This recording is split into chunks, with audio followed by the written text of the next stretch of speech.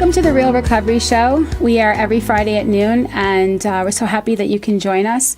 Every week we have a different topic. Sometimes we interview people. Sometimes we just dig into a topic that we've had to learn a lot ourselves about in recovery. I'm the kind of person that I really want to understand. Like, I just don't want to say a slogan. I don't want to just, like it's some magical incantation that it's going to make everything okay and I'm going to be on some pink cloud. I want to really, really understand it. And over time, there have been different slogans in recovery at different points in my recovery that have been so helpful that I want to share what I've learned about each of these.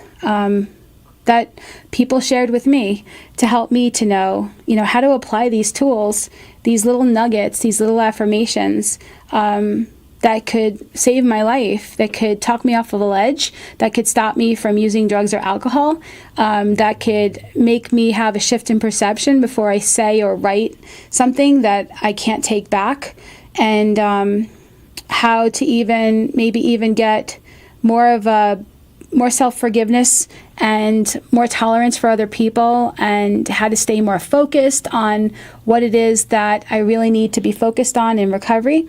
But before we start, I want to just let you know that my dog is here in the studio, and so it's quite possible that you're going to see at least part of his face, because when he sits up, the microphone kind of blocks him, so you might just see the microphone with like a tongue hanging, and so I don't want you to go, what is going on? You know. So, and I'm joined here, of course, with Tay Singer. Hi. So, and we're both going to talk about our experience with different slogans, different sayings in recovery. There's so many. There are the ones that you might find in a 12-step meeting on a wall, and then there are ones that just get said, and then there are ones that get kind of shared through literature and stuff like that people read in different types of recovery and rehabs and support groups and online and in daily meditation books from Hazelden. There's just so many really cool tools, little tidbits that could help anybody, especially not just people who have had addiction or PTSD or codependency or anything in their life, but are spiritual sayings that could be applied to anybody, anywhere, and can only be helpful. And so whether you yourself identify as an alcoholic or an addict, whether or not you're codependent, whether or not you're concerned with someone else and their addictions, whether or not you're going through something and you're maybe confused and you don't know, we hope that today at least a few of these slogans can be immediately implemented in your life to help you to have just a little bit more peace and a little bit more clarity and maybe some more empowerment. And so the first one we're going to talk about is one day at a time, which is the most popular saying in recovery, but you'll hear normies, people who are not identified as an alcoholic or an addict, say one day at a time too. And another version of it is just for today. And way back in the beginning of these episodes, I did an episode on New Year's Eve and about resolutions, about wanting to, think a whole year in advance and all the things that we're planning to do, and how in recovery we learn to let go of all this pressure on ourselves and learn to live in day-tight compartments, one day at a time. And I have found that, initially it helps me to stay sober, right? Because I think, oh my God, I'm going to have to not drink for the rest of my life. I'm going to have to not use drugs for the rest of my life. I quit smoking. I'm never going to be able to have a cigarette again. Like, whatever it was that was my addiction or affliction, I'm not going to be able to do this for the rest of my life. Like, how can I possibly do that? How can I possibly? And so people who have been in recovery for a while will say, relax. You don't need to do that. You just need to do it just for today. Right. And one day at a time.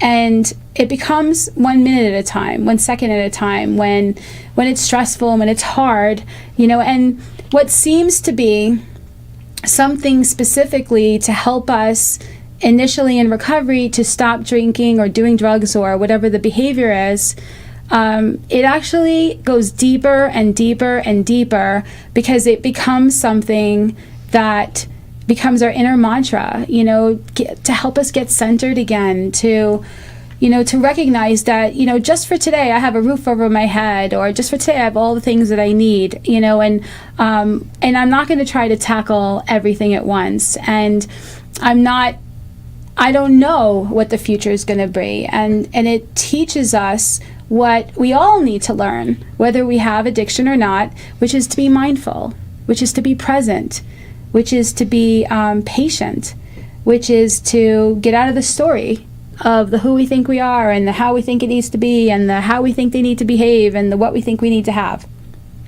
One day at a time brings us back into the center, back into this moment. And I like to say I'm on a need-to-know basis, and if you're going through your spiritual awakening and you've been in spiritual circles enough, you will have heard this and you will hear it a lot, that the biggest experience is that I have found people in the spiritual awakening community that's way bigger than the recovery community, that the longer you go and the more you self-inquire, you realize the less you know. The less you know, the less you're driven to get and to plan and to do what if contingency plans, the less you are comparing, the less you are in anxiety, the more you are present, the more you realize you know what? I don't know. Mm-hmm. And all the things that I thought should never happen to a person like me happened for me, I realized, because they forced me to look at some stuff and to awaken. And so maybe I don't know what my highest good looks like. And maybe I don't have to worry about what tomorrow is going to be, because tomorrow, Lisa, will be prepared to deal with tomorrow. And today, I have everything that I need. And so it's just it's something that helps us to stay sober initially, helps us to be able to handle our sobriety just one day at a time. I don't have to drink today, I can drink tomorrow, right, kind of a thing, one day at a time. But it's also it also recognizes that just for today, if I reach out to people in my recovery community when I need anything, I will have what I need. If just for today I am being honest with myself and with and seeking intuitively, I will have what I need. If I just do my very best one day at a time, just for today, I learned that the only time I didn't have what I needed was when I was all the way up in my head, telling myself scary stories and being anywhere but here. Yeah, I was just thinking about, as you know, I just took 16 years. So, I was, as I was sharing with people and, talking about it, the thing that I say that I did well, the only thing I did perfectly over the last 16 years is not drink or use one day at a time. Mm. And for me, in the very beginning, that was so crucial, because I craved it so much. I had that physical craving for it, but today I can go without it. And in my health journey, with working out and eating right and all that stuff, just for today I can go without. Just for today I can do this, and I don't have to do it. I don't have to worry about what I'm going to do tomorrow. Mm-hmm. And that's always been such a big, monumental piece of my getting better. Is today I can do the next right thing, and tomorrow we'll see what happens. It's so true, because we pull the rug out from under anything that we build up when we overwhelm ourselves. Mm-hmm. We tell ourselves what it's going to be, what it's going to take, and we talk ourselves out of doing the things. And we plan and we think big, and then we get overwhelmed and we scare ourselves, or we have these unrealistic expectations of ourselves and other people, and then we get disappointed and then we shut down. Yeah. When we are in our addiction, we tend to be like a roller coaster, we're either winning at the game of life or losing at the game of life. And that in any given moment, we are having bad days, bad weeks, rather than just moments where something is coming up to heal and, class is in session. I feel like that's something that you've really given me over the last few years is like, when I'm having a bad day, you say, you're really going to throw away the whole day? like it's just a bad moment right now. Like, it's not like it doesn't have to ruin all the good experiences that have happened today, you know? Like, and that's something that, like, I feel like has kind of been clicking especially over the last couple years. And that's something that we really need, you know? Like, something that we really need to, like, kind of hold on to is like, oh, well, the sunrise was beautiful this morning, or, you know, this conversation with this person was great, or did you hear that cat purr? You know, like there's so many beautiful things that happen in a day, even when it's a bad day. Yeah. So, it is like, for me, it has been really seeing that life's in session and it's a classroom, and it's almost like when you go to school and you go one class at a time. You know, that nobody's expecting you to read the whole textbook and to know all the things and all in one day. And life is, healing is a journey of one day at a time. It's, we have this ritual of going to sleep at night, you know, and then waking up in the morning and setting our intentions for the day. And some of us meditate and some of us pray, and then going about our day. And, you know, and when something happens, being able to, like, stop and pause and contemplate what we could have done differently, or what we need to do to maybe make it right, and then to continue. And as we go one day at a time, and we learn to live in this chewable, totally livable one day at a time, we find that we have everything we need. We really do. Intuitively, we know where to go. People are around us that want our highest good. When we live one day at a time, we're more attractive to people who want to also live one day at a time. When we attract other people that want to be present and can listen. And so there's just so much to just one day at a time. So if you're new, you know, just know that you don't have to worry about doing anything for the rest of your life. Just allow yourself the luxury of letting yourself do it just for today. Yeah, for sure. Because that's really all we can, you know. One of the things that I remember early from with this particular slogan is, people would say that today's is the present. It's a gift, right. Like, you know, and so, like, to hold on to that gift for today, you know. Or they would say, if you have one foot in the past and you have one foot in the future, that you're shitting on today. Yeah, that too. Or you're, like, one foot on one side of the fence and the other side of the other, and then you're, like, you have the fence between you. Anyway, so hey, we hear what we need to hear. Another slogan that's really good is, to thine own self be true. You know, when I was growing up, if I was to think of the concept of to thine own self be true, I felt like I was being true to myself. I felt like I was a survivor, and I felt like I was doing everything that I felt like I needed to do to be okay. But I had no idea what that meant. To thine own self be true is to actually, through self-inquiry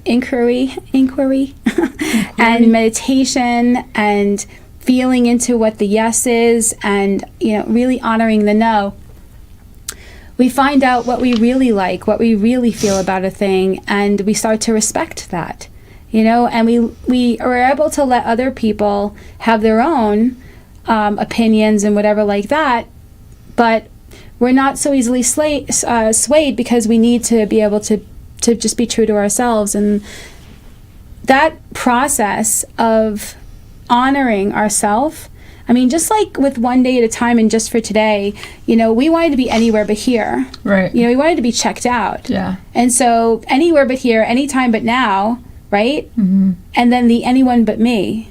You know, we either thought we were, you know, we were too much, we were better than, or we were less than. We couldn't just be true to ourselves and live and let live, kind of a thing. And so to thine own self be true has been just like this beautiful development of self-love and learning who I really am. Because when you're new to recovery, you don't know. Yeah. You have no idea who you are. Right. You've spent so much time probably trying to be someone else. Yeah. and checking out. Yeah. So how do you even know? You know, and a lot of times for me, my issue was not just what I put in my body. My issue was codependency. So I'd be anybody I need to be to get what I think I need, you know, to keep who I think I need in my life so I don't get abandoned. I had so much abandonment issues that what a long journey to thine own self be true. I feel like for me, the bigger part of to thine own self be true was, like, you know, as I was learning different things, especially about God, like, you know, as I was learning these concepts and I was learning different ways of living, I thought of everything as, for lack of a better term, the gospel. You know, like everything. What, like, if someone if it's that written in a book, it must be fact. If somebody's this speaking person, if this person with 50 years is saying this, it must be the most important thing that I've ever heard. Right. You know, like if this person wrote this and it's published and like people read it all over the world, it must be the most important thing I've ever read. And for me, like, actually, like, letting myself connect with God and be like, this is what I read. What is your truth? You know, what resonates? Yeah, and so that. And then it becomes a more personal experience. Well, and for me, to thine own self be true has another level of, is this what God wants for me? You know, like, for your path, for my path, for my truth, for my, because there's the big T and the little t, you know, like, is this my big T, you know? And so that was a big thing for me, was like really understanding what my truth is and where it lies. And also to not get so fixed on it, because just because it's something that really resonates today and I have a certain amount of clarity about, okay, this is what feels right, this is my truth, but being open to more being revealed and finding out, you know what, that was just a surface, there was something underneath it. Now I have more clarity. Now I don't have to be so rigid in like what I believe. Right. You know, we're very undisciplined in certain ways. Even if we never lost our job, even if we were able to be super focused, and you know, when we are alcoholics or addicts, we could be very motivated and very persistent to do exactly what it is that we think we need. Our drive is to the self-destructive, but we're quite capable of accomplishing phenomenal feats and getting out of hairy situations.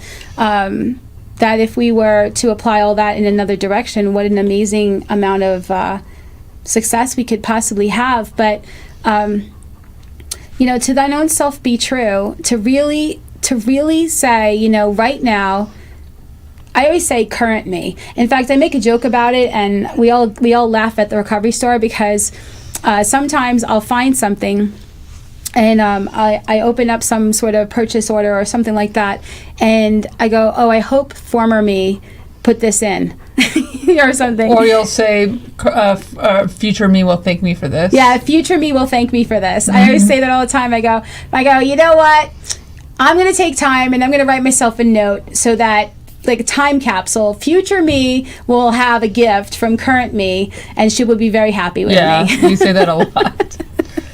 Because I know myself, you know, to thine own self be true, you know, like, I don't need to be somebody with this massive memory, like maybe somebody to my right, you know, like, I am me. Yeah. And there's so much self-love and acceptance in being able to work with, you know, bloom where I'm planted and work with where I'm at, you know, rather than trying to be anywhere but here, anybody but me, anytime but now, you know? Yeah. These slogans are so powerful. Another really good slogan is first things first. I just had a conversation about this last night with somebody who is talking about how he wants to stop vaping. Okay. And I told him, he said, you know, I had advice from somebody, he said, that within the first year of recovery to not try to stop vaping, that I'm going to be much more likely to stay sober. And I said, you know, there could be some truth to that, because whether or not, I don't think there's a specific amount of time, but we try to change too many things at the same time. It's overwhelming. It is overwhelming. First of all, each of these things affects our brain chemistry. Right. and their coping skills, and tools, right? And habits. And it's just, it could be too much, and so First Things First asks you, what is the thing that's the most egregious? Start with that. If it's alcohol and drugs, start with that. If it's gambling, look at that next. If it's smoking, be willing to look at that next. But if it's food, and let me tell you, and this is actually true about Alcoholics Anonymous when it first started. I read about how they used to put chocolate on tables as they started having earlier meetings because people were coming off of alcohol, and it helped them to calm down. It helped them because the sugar from the alcohol was gone. And so in rehabs you always find snacks. Like there's always little sugary whatevers for people coming off of opiates or different things that. And so what can happen while people are doing that, which is, it's good to help them First Things First deal with alcohol and drugs as the primary first focus, is that people end up gaining some weight. Yeah. They call it recovery weight in the beginning, or they smoke cigarettes or they vape. And so the people who are smoking cigarettes and vaping, right, they may just pick it up, or they may have been doing it before already. And they do it a lot more now. And they do it more. Yeah. They do it more. And then also people who are eating, and they're more inclined to eat their feelings, like I was. Although I smoked cigarettes in my recovery in the beginning, and I ate. So which amazes me that you ever smoked cigarettes. For 10 years, yeah. It's crazy. Yeah, I actually started smoking cigarettes when I stopped smoking pot. Wow. I used cigarettes to help me get off of pot. Wow. That seems backwards, but okay. I did. There's a lot of things that pot was doing for me. I felt that cigarettes could be like the next thing, but cigarettes were extremely difficult for me to quit. I took 2 tries and I gave it everything I had, and I was like, wow, if it was that hard for me to get off cigarettes, like that, how hard it was helpful to me as my remembering my last drunk with my cigarettes to go, I don't want to do it. And I stopped before vaping even existed. Like I don't know what I would have done. Yeah. Because the rationalization and the justification, and like I was smoking like American Spirit, telling myself it was healthier. Like I could rationalize anything.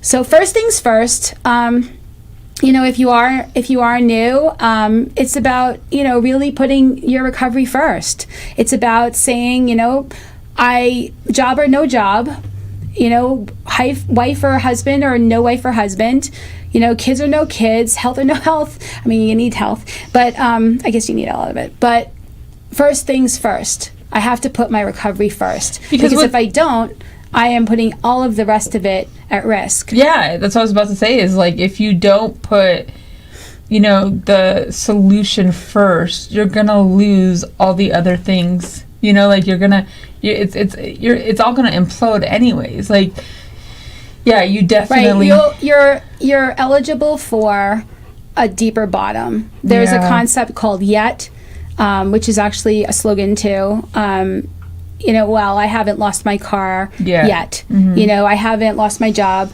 yet. I haven't been to jail yet. I haven't been to jail yet. I am not homeless yet. I'm not sick yet. Whatever. And, I still have my kids. I still have this and da-da-da-da. And it says, well, yet can mean you're in, what does it go? You're eligible to. Yeah. You're eligible to then, because what you're basically telling yourself is, I don't have a problem. I don't have these things in my life. My bottom needs to look like I lose the house and the car and the kids and the health and the freedom. I need to lose all those things to do something different, which means I'm not going to stop until some of this stuff happens, which means that's my new trajectory. Yeah.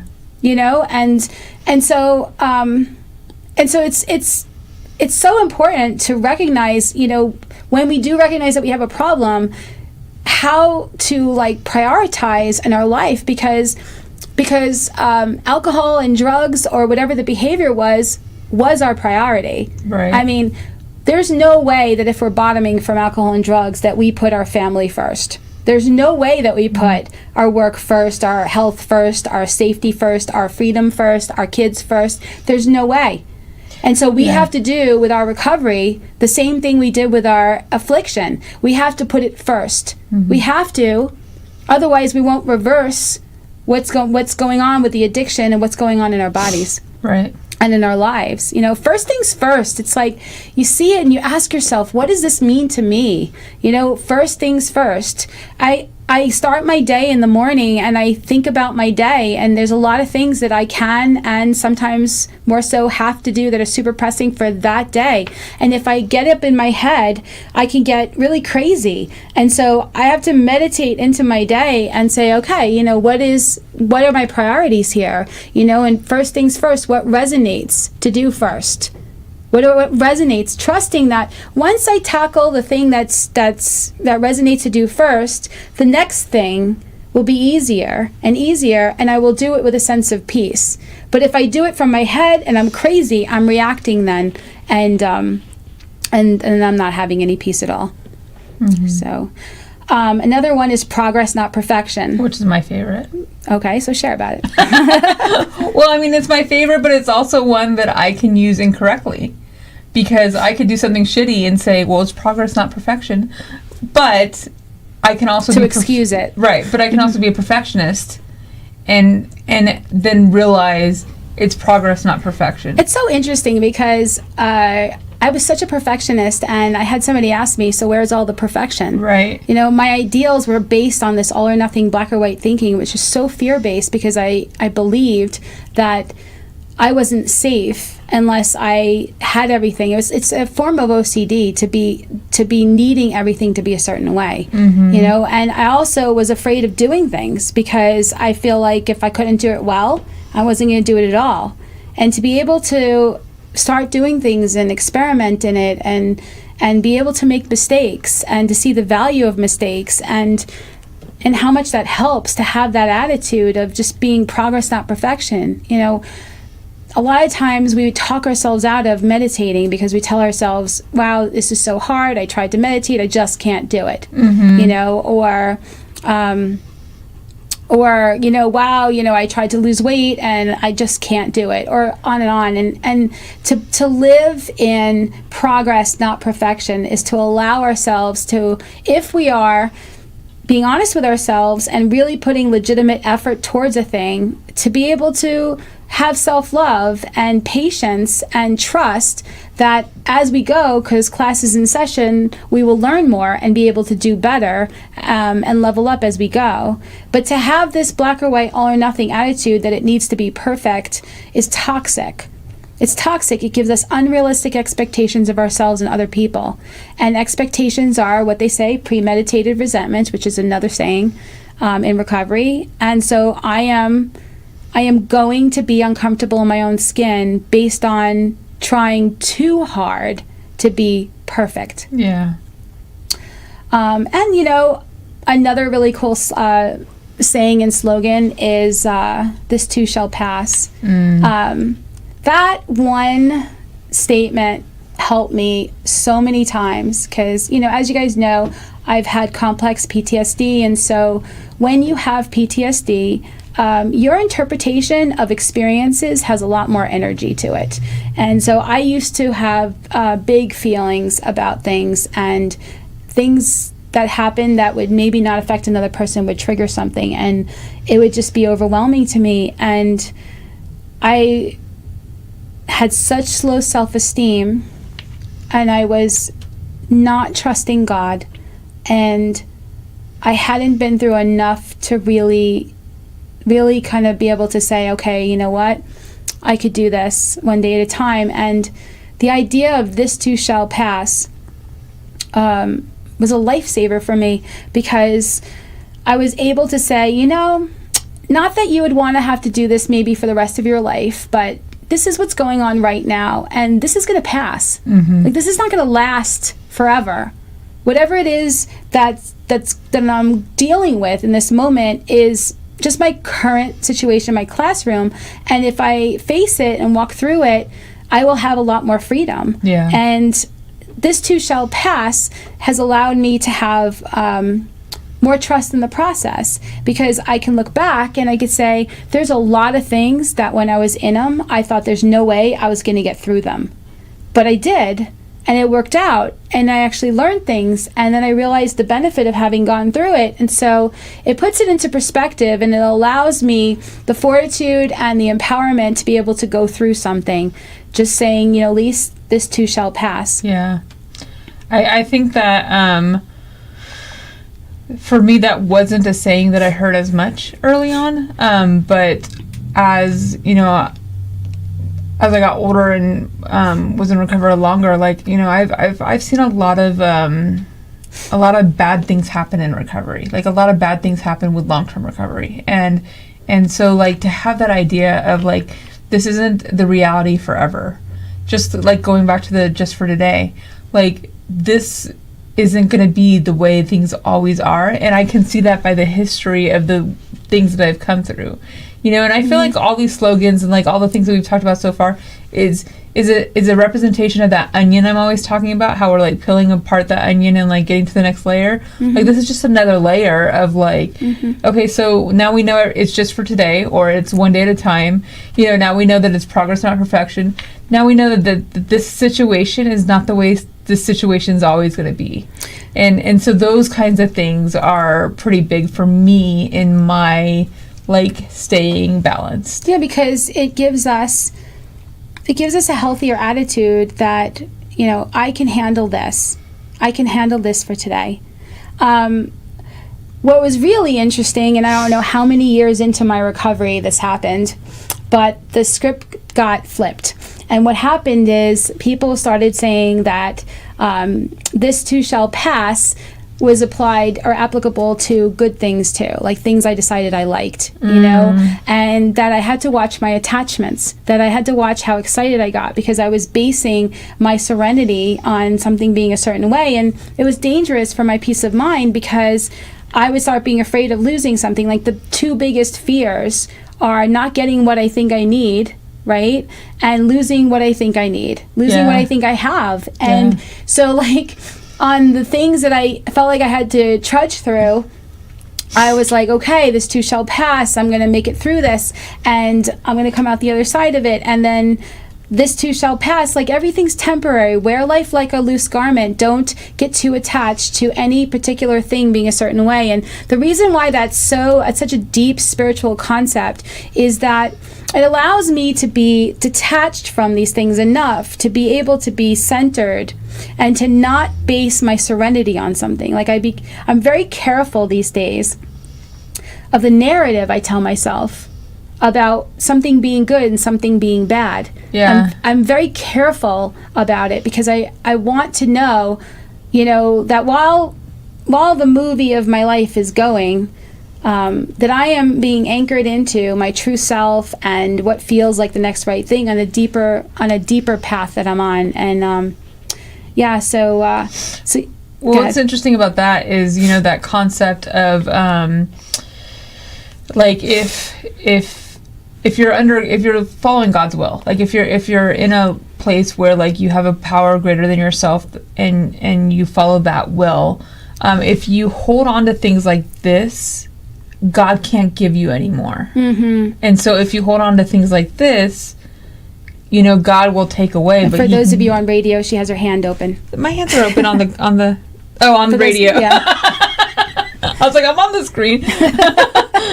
But yeah, for those of you, if your fists are clenched, God can't give you any more. If your hands are open, then you can receive. So He might take away, but what He gives you is far better than what you could have ever imagined. And so I feel for me, because I don't have a take away from me kind of give to me kind of experience intuitively.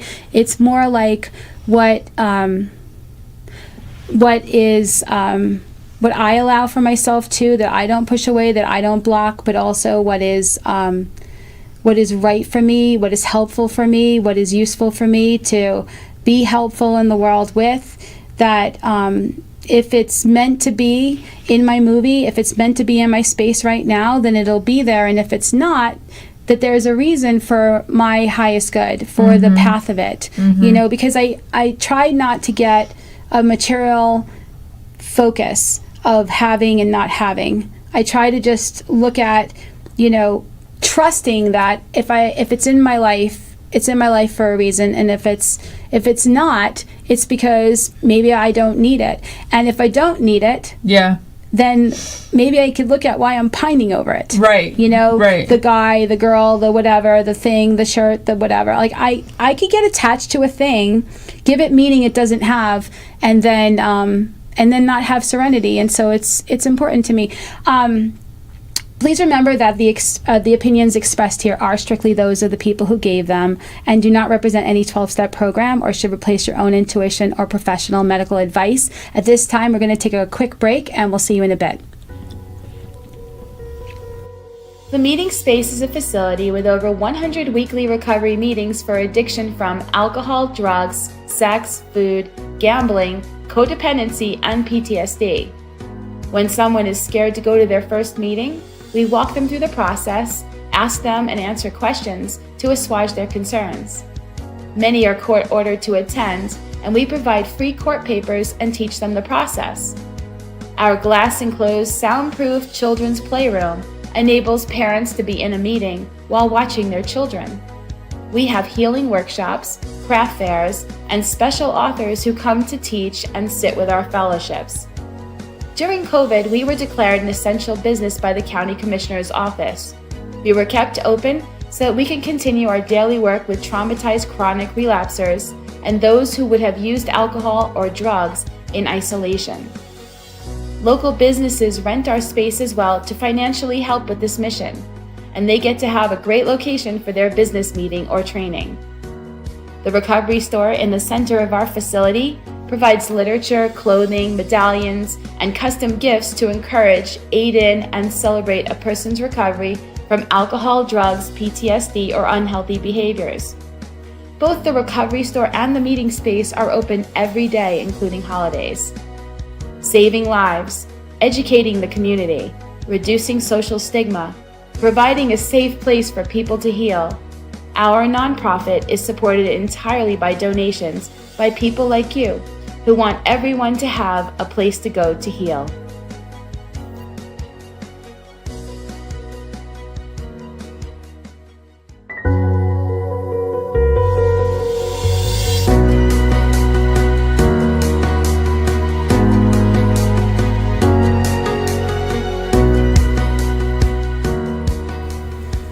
Welcome back to the Real Recovery Show. We're talking about slogans today. The next slogan that we want to talk about is easy does it, but do it. Sometimes... But do it. When we first... I've never heard that. Oh, really? Yeah, I've never heard the but do it part. That's interesting. Maybe you didn't want to do it. I didn't want to do it, I guess. I don't know. That's new to me. That's so funny. Yeah, so there has to be some sort of balance. We can't be pushing too hard and stressing ourselves, trying to heal faster and do better at work and everything, and get through our own healing work and our writing and whatever our process is. We have to take it easy, but we can't take it too easy and rest on our laurels and use it to avoid facing our stuff and healing, because healing takes work. And while we might have been afraid of the work and afraid of the feelings, which is why we didn't want to look at anything and why we wanted to just stay numb, easy does it, but do it helps us to kind of tune in and go, be honest with ourselves and say, all right, just for today, progress, not perfection. I am going to do the best I can, but I am not going to hurt myself in the process. And for somebody who was extremely intense like I was a steamroller. I mean, I pushed myself and I could not take it easy. And my health was affected by that too. Yeah. My relationships, my work, everything. But easy does it, but do it.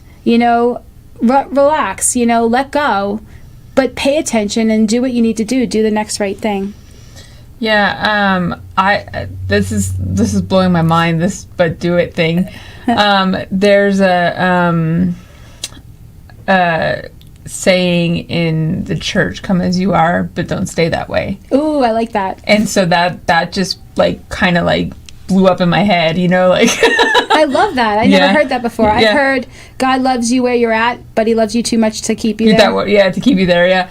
But yeah, and that's the same idea of like this, like, you know, we do need growth and change and, you know, direction, but we don't need to kill ourselves in doing that. You don't want to, or I don't want to, alienate everything that I'm working to protect in order to get better. You know, like there has to be a balance, and that's a big, like, when I first started like seeking help, it was with a therapist, and she would always talk about how I didn't have balance, how I didn't have like talk about a scale and how I was like bloop, like, you know, like I was never balanced on the scale. And I feel like that's been the hardest thing for me to find, you know, is this like balance thing, because like when we get things, we want to like hold on to them, which we were just talking about, and we want to like get more things, but there's this balance of it, you know, of how to get healthier and how to do it in a way that doesn't harm you or anyone that you're trying to be healthy for.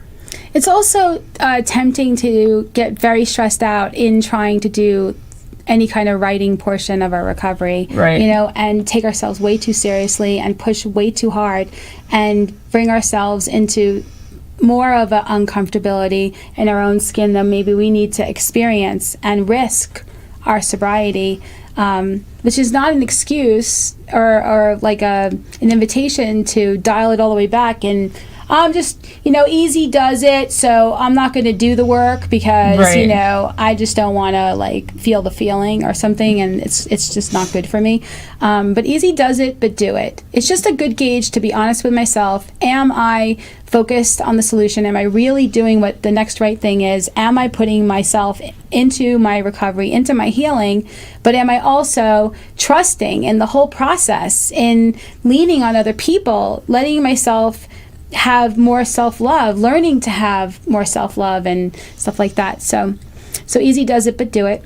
That's cool. And then there's KISS, right? Keep it simple, stupid. Or keep it simple, sweetie. Or silly. Or silly. Oh, I never heard silly. Yeah. I heard sweetie and I heard stupid. You know, keep it simple, stupid. You know, it's just keep it simple. Take it one step at a time, one day at a time, first things first. Just keep it simple. Because we are people who can make anything complicated. Yeah, we can. Anything. And I think that's part of the design of avoidance, is to make it such a hard thing to do by making it so complicated, by overthinking it, that it gives us the impetus to just not do it. I feel like you tell me that all the time, is to not make things so complicated. Yeah, I do. I do. Well, I don't tell you, but I invite you to not do that. I'm like, all right, just get to the point. Why is it so complicated? You're making a whole big story about this, and you don't know any of that to be true. Just keep it simple. Yeah, for sure. I know you're going to like this next one. Okay. Attitude of gratitude. Yeah. I mean, you're starting to. I'm trying. She's been writing a gratitude list every morning. Yeah, it took me 16 years, but I got there. You know, there's a lot to be said for focusing on problems too much and focusing on what I don't have and focusing on the things I did that I haven't forgiven myself for, or you know, or maybe something I just lost. You know, there's such, the mind is so powerful, and it magnifies, and our thoughts have effect. If I tell myself I don't have enough, I will experience my life as if I don't have enough. Well, and you get those old tapes too. You know, like that like all of a sudden you're like reliving like this thing that happened 20 years ago as if it's today, when today's situation is completely different. You know? True. But the interpretation of the past is being replayed now, not the thing itself. Right, exactly. So even then, it wasn't what it was. That's true, even too. Even then, it was an interpretation of it. Right. That had that same kind of thinking, that same kind of like, I don't have enough, I'm too much, this is not okay. The interpretation from the perspective of glass half empty. Right. Right? And then we switch to glass half full. And again, the attitude of gratitude, we have to be careful that we are not grateful for things being a certain way. Right. Because if we are then grateful for things being a certain way, now our serenity again is being dependent upon things being a certain way for us to be okay. Yeah. And it's dangerous. Yeah. If I tell myself, I'm so grateful that I have this person in this way in my life, and I'm so grateful I have this job and this house and this whatever, and because other people don't have this, but I'm so glad I do, and I don't know if I could be sober if I didn't have this. Right. I don't know if I could be happy if I didn't have this. I am connecting my mental well-being to something that this too shall pass. Right. It's going to be temporary. I'm not always going to live in the same house. I'm not always going to have the same situation. Yeah. And I'm going to be setting myself up for some future pain and suffering. Yeah. That I don't need to have. Right. If I could just appreciate. So how this looks, I could be grateful for the house. I could be grateful for the relationship. I could be grateful for whatever it is in my life. But how I'm grateful for it is, again, like I said before, I am grateful because I trust that it's in my life for a reason. Mm-hmm. That it's in my life for a reason, and it's for my highest good. Yeah. And so I'm grateful. Thank you for providing everything that I need so I can move about this world and I can be empowered and helped, and I can keep focusing on healing and releasing and being more helpful. Mm-hmm. I could be grateful for all of it now without being so focused and materialistic or needing things to be that specific way for me to be okay. And I'm not perfect at this. It's progress, not perfection. Yeah. But I could tell when I'm not. Yeah. Because something will start to make me feel like, oh, I don't have that, or oh, whoops, I don't want to, I'm protective over it. Something's happening, and I become Smeagol in whatever way, and I'm like, from Lord of the Rings, and I'm like, my precious. Whoops. Oh my God. So this is my dog does not like Smeagol. There. Come here. Sit. So anyway, attitude of gratitude. Well, what I was gonna say something that I've kind of learned recently that I think is kind of cool is if I am in a place where I'm not in that attitude of gratitude and I write that gratitude list, I can kind of start my day over, which is a concept, right? Mm-hmm.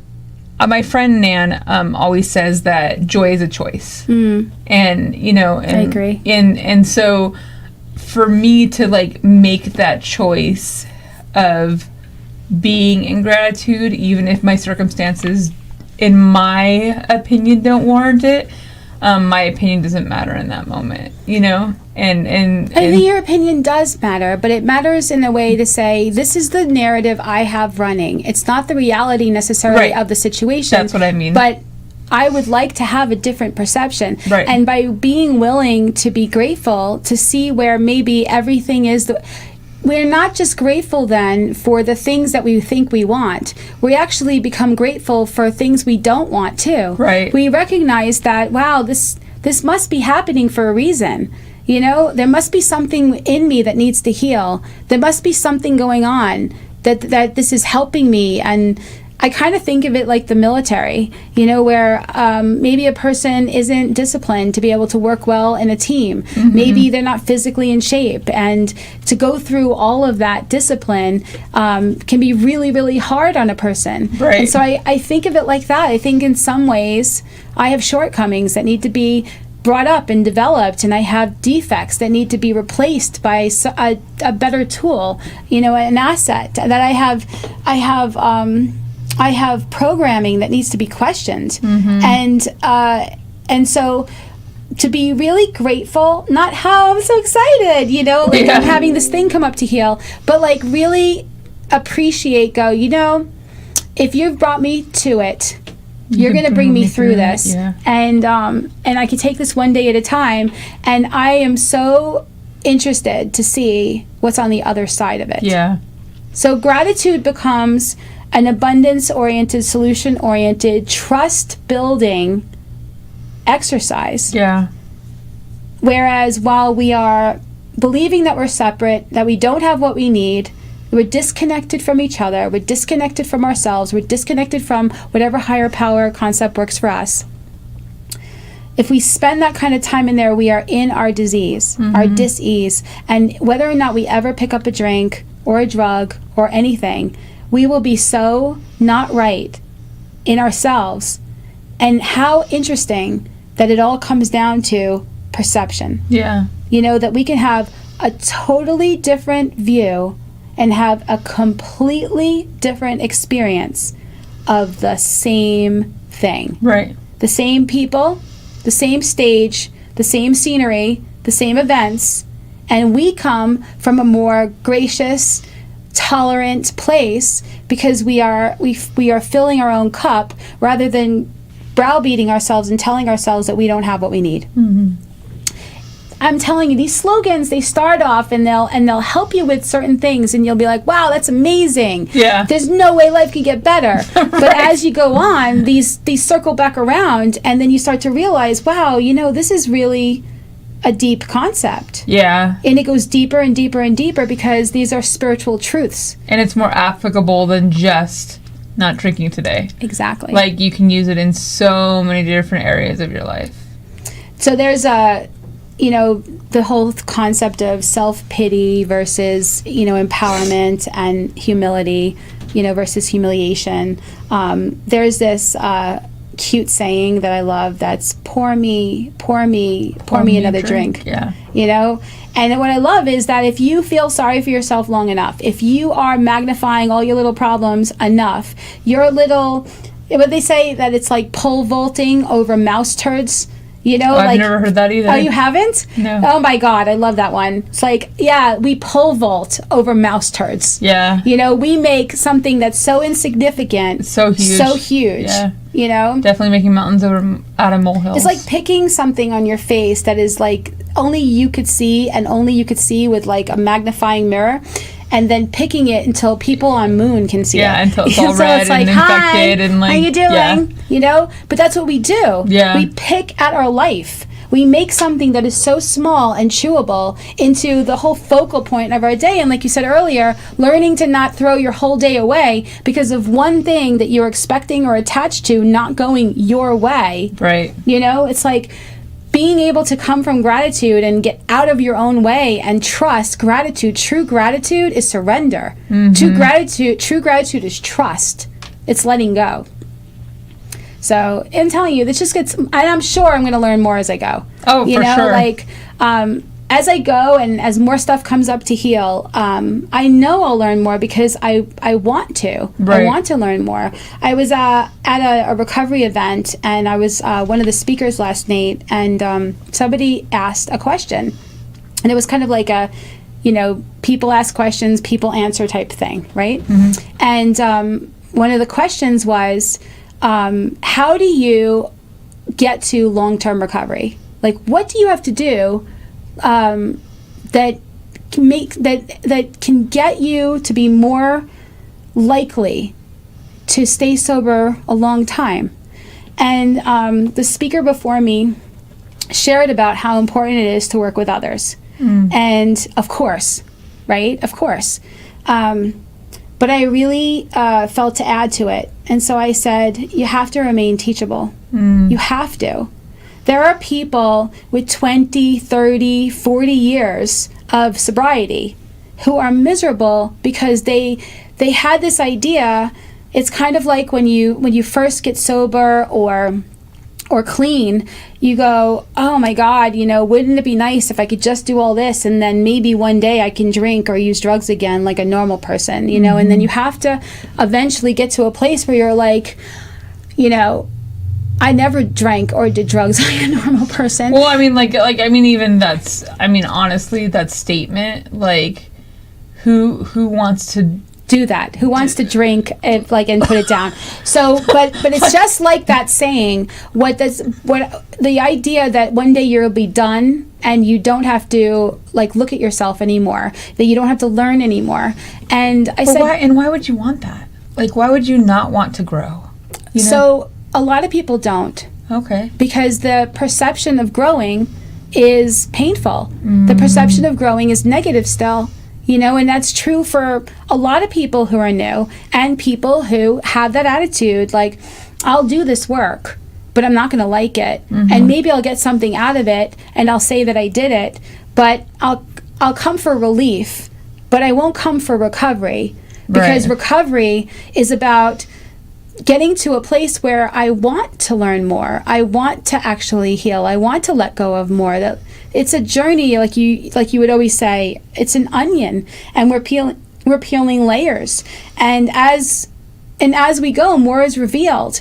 And what's so powerful about that is that my attitude went from resistance to fear of my own feelings, to fear of facing myself, that I was going to find that I was really the piece of that I thought I was. Yeah. I was terrified to, man, this is a lot, because I had a lot of PTSD, so I had a lot of stories, I had a lot of resentments, I had a lot of stuff to heal. And having along the way a shift, my first mentor said, she called them AFGOs. She said, another fucking growth opportunity. And so it was to be cute. It was to laugh. It was to make light of it, because when you have a lot going on, it could be overwhelming when you haven't done enough recovery on yourself to be able to have that kind of inner peace and to have all that loud noise quiet, and to feel like you can live life on life's terms. And so to really see growth, then to go through a transition and to see growing as something you want, that no matter what, there are things that are just not feeling like they're working in your life, and so you want to go deeper. You want to be free of it. You don't want to have reactions. It's not okay with you to have resentments.